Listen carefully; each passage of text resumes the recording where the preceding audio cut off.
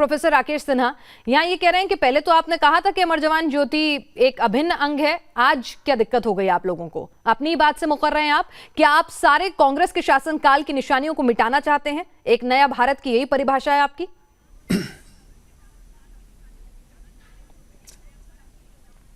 सवाल कांग्रेस बीजेपी का नहीं है, सवाल है देश के सैनिकों की शहादत का। 1948 में पाकिस्तान से युद्ध करते हुए भारत के सैनिक ससम्मान शहीद हुए। 62 की लड़ाई में चीन में जब नेहरू जी की गलती के कारण हम हारे और उसमें हमारे शहीद सम्मान हुए, सैनिक सम्मान शहीद हुए। 65 के युद्ध में शहीद सम्मान हुए और 71 में यही हुआ, कारगिल में हुआ। सभी शहीदों का एक वार मेमोरियल बनाया गया। सभी स्वतंत्र देश अपने यहाँ एक वार मेमोरियल बनाते हैं और भारत के सेना का डिमांड आज से नहीं, आज़ादी के बाद से लगातार रहा कि एक वार मेमोरियल बनाया जाए। उस वार मेमोरियल में उन सभी शहीदों का नाम स्वर्णाक्षरों से अंकित है, जितना सम्मान दिया गया। और उसी में 3843 वो शहीद जो 71 में शहीद हुए, उनको 26,460 जो पूर्व सभी शहीद हैं उनमें उनका नाम शामिल कर दिया गया। अब एक चीज बताइए कि भारत के प्रधानमंत्री पहले वार मेमोरियल में जाएं कि अमर जवान ज्योति जो जल रहा तो वहां जाए? भारत के महामहिम राष्ट्रपति जी पहले यहां जाए कि वहां जाए? आखिर शहादत तो सबों का बराबर था।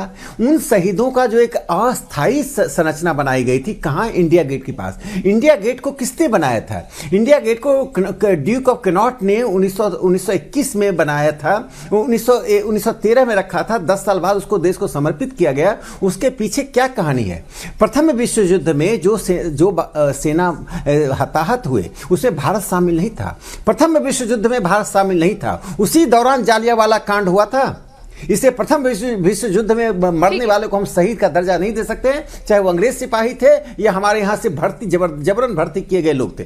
तब अब उस इंडिया गेट से हटाकर एक अखंडित वार मेमोरियल में एक अखंडित ज्योति जलाई गई। मुझे समझ में नहीं आ रहा कि राहुल गांधी जब जालियांवाला बाग सैनिक थे उनके नाम आप कह रहे हैं वो शहीद नहीं है। बहुत इंपॉर्टेंट चीज कहना है, मुझे बहुत इंपॉर्टेंट चीज कहनी है। एक मिनट तहसीन आपके पास आऊंगी, एक सेकंड आपकी बात कर चुके हैं। जो फर्स्ट वर्ल्ड वॉर में मारे गए उनको एक सेकंड तहसीन मैं बता रहा हूं। अफगान वार सुन लीजिए, अफगान वार, फर्स्ट वर्ल्ड वॉर, द्वितीय विश्व युद्ध में भारत शामिल नहीं था। भारत शामिल नहीं था। 48, 65, 62, 71, कारगिल, इन सभी युद्धों में जो शहादत हुई है, जो हमारे सेना के जवान देश की संप्रभुता, देश की अस्मिता, देश की मिट्टी की सुरक्षा के लिए शहादत दी, उनका एक अखंड वार मेमोरियल बनाया गया। अखंड वार मेमोरियल में जलाया जा रहा है। मैं राकेश सिन्हा जी की बहुत रिस्पेक्ट करता हूँ, बहुत ज्यादा रिस्पेक्ट करता हूँ, लेकिन मैं स्टंड हूँ। एक तो पहले राकेश सिन्हा जी 67-68 वॉर का जिक्र नहीं किया जो भारत ने चीन को हराया, खैर उस बात को छोड़ दीजिए। आज राकेश सिन्हा जी और भाजपा के लिए कि इंडिया गेट जो है वो ब्रिटिश सेना का एक प्रति है, एक चिन्ह है। मैं उनसे पूछना चाहता हूँ कि ब्रिटिश सेना का चिन्ह है तो वहां पर आप सुभाष चंद्र बोस की स्टैचू क्यों लगा रहे? दूसरी बात, जो वहां पर भारतीय शहीद हुए थे वर्ल्ड वॉर 1 में और एंग्लो अफगान वॉर के अंदर, क्या वो भारतीय नहीं थे? क्या वो रेजिमेंट्स आज भी भारत की सेना में नहीं है? क्या वो रेजिमेंट्स आज भी एग्जिस्ट नहीं करते? पीना जी, ये जो रेजिमेंट्स है जिनके लोग वहां शहीद हुए, हमारे महाभारत के बच्चे, ये 150, 175, 180 ईयर पुराने रेजिमेंट्स है, ये लोग शहीद हुए। और आप जानते हो पीना जी, फर्स्ट वर्ल्ड वॉर में मेरे बापू महात्मा गांधी और मेरी बापू और मेरी कस्तूरबा, उन्होंने वर्ल्ड वॉर 1 में भारतीय सेना की सेवा की थी। क्या आप उनको भी मां भारती के बच्चे नहीं मानते? राकेश सिन्हा जी आपका शहीद होने वाले भारतीय सैनिक थे, आप उनकी शहादत का अपमान नहीं कर सकते। मैं इसका उत्तर देता हूं। मैं इसका 10 सेकंड मैं 30 सेकंड उत्तर देता हूं। प्रथम विश्व युद्ध में भारत शामिल नहीं था।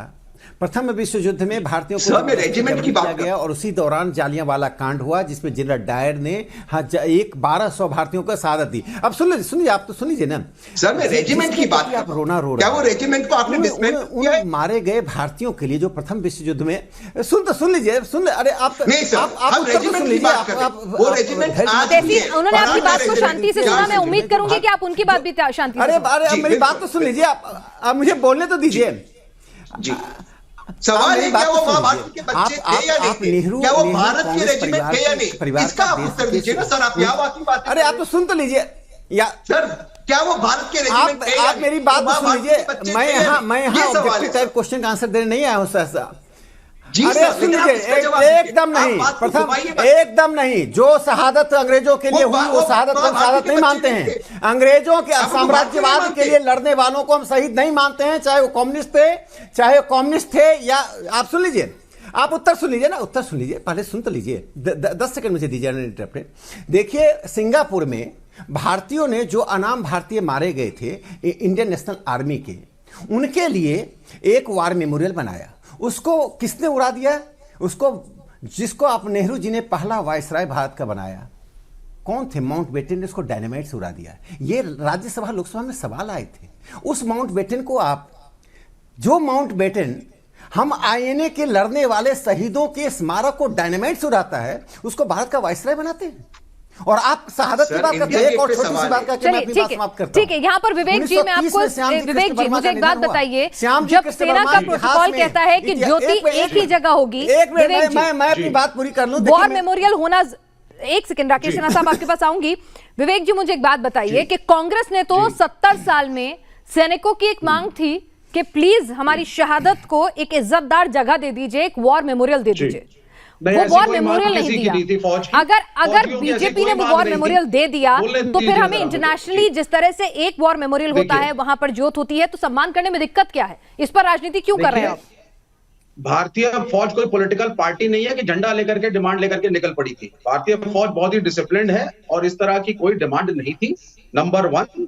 नंबर डिमांड नहीं थी वॉर मेमोरियल की? आप सुनिए पहले सुनिए, या तो अटल बिहारी वाजपेयी में एक कोई सेंस नहीं था, या मुरली मनोहर जोशी या अडवाणी जी में सेंस नहीं था, जो यहीं पे अमर जवान ज्योति पे आते थे, कई बार आए, अनेकों बार आए, अपने होमेज को पे किया और इसको भी पावन स्थान माना। समस्या 2014 के बाद से श्री नरेंद्र मोदी के कार्यकाल से शुरू हुई। प्रॉब्लम क्या है कि आप कोशिश कर रहे हैं हिस्ट्री को रीराइट करने की, लेकिन आपको मानना पड़ेगा कि इस देश में मुगलों का, अंग्रेजों का, जो भी यहाँ पे रहे हैं, जिनसे हम लड़े हैं अपनी आजादी के लिए, उनका भी एक कंट्रीब्यूशन रहा है। अब आप कहेंगे साहब राष्ट्रपति भवन अंग्रेजों ने बनाया था तो राष्ट्रीय भवन हटा दो, तो हटा देंगे आप क्या? कनॉट प्लेस पूरा का पूरा अंग्रेजों का। विवेक श्रीवास्तव, आप बात नहीं समझ रहे। मैं आपसे क्या कह रही हूँ? मैं कह रही हूँ कि वो टेम्परेरी अरेंजमेंट था, टेम्परेरी अरेंजमेंट था वो इंडिया गेट के पास अमर जवान ज्योति। जब हमारे पास एक ऑफिशियल वॉर मेमोरियल आ गया तो उस जो टेम्परेरी अरेंजमेंट था उसको हमने एक प्रॉपर जगह पर क्यों नहीं शिफ्ट कर दिया? नहीं, कोई प्रॉपर जगह नहीं, वो बहुत ही अच्छी जगह थी, दिल्ली के बीचों बीच थी। अनेकों सेनानी वहां पे आते हैं, टूरिस्ट वहां पे आते हैं, देश का गौरव बढ़ता था, सब मत्था टेकते थे। यहाँ तो आज वॉर मेमोरियल पर भी टूरिस्ट जाते हैं और वहां भी मत्था टेकते हैं साहब। भी हम जलाते थे। जस्ट बिकॉज वो बीजेपी के कार्यकाल में बना है तो आपको स्वीकार्य नहीं होगा।